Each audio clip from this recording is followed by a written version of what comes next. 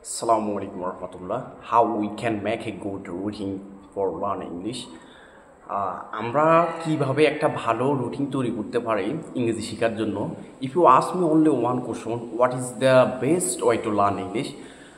আপনি যদি আমাকে প্রশ্ন করেন ইংরেজি শেখার জন্য সেরা উপায় কী এবং কি আসলে দেখেন আপনি কি হবেন এটা সম্পূর্ণ আপনার টাইমের উপর নির্ভর করে এবং কি আপনি কীভাবে আপনাকে মেনটেন করতেছেন what you become depends on how is your time.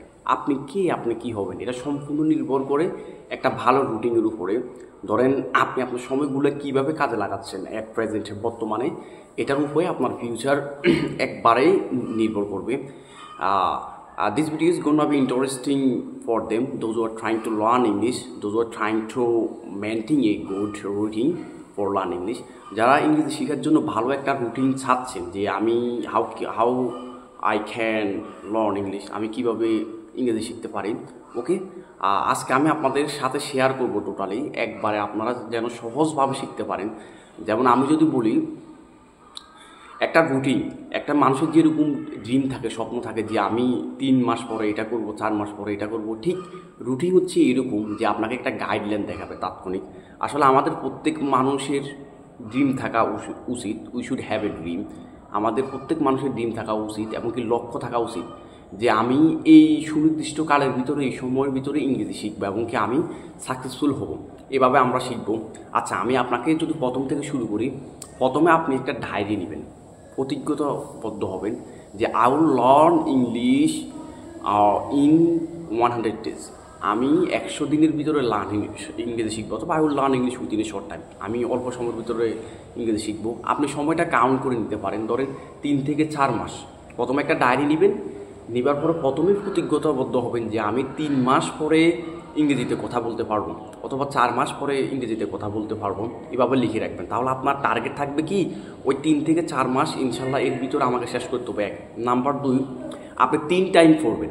সকাল ধরেন একটা পেজ নিলেন, পুরো একটা পেজটা নিলেন, নেবার পরে আপনি কি করবেন, আপনি অংশটুকু ভাগ করে নেবেন যে আমি টেন্সের আজকে 3টে টেন্স শেষ করবো, অথবা 2টে টেন্স শেষ করবো, অথবা আজকে অক্সিলারি ভার্বগুলো শেষ করব।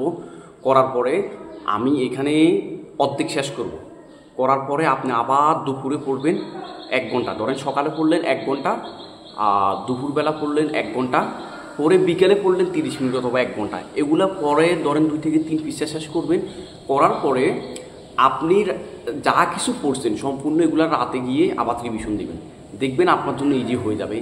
আর চেষ্টা করবেন, আসলে দেখেন মানে উই আর হিউম্যান, আমরা মানুষ, we are not a angel, will do lot of mistake when will learn English.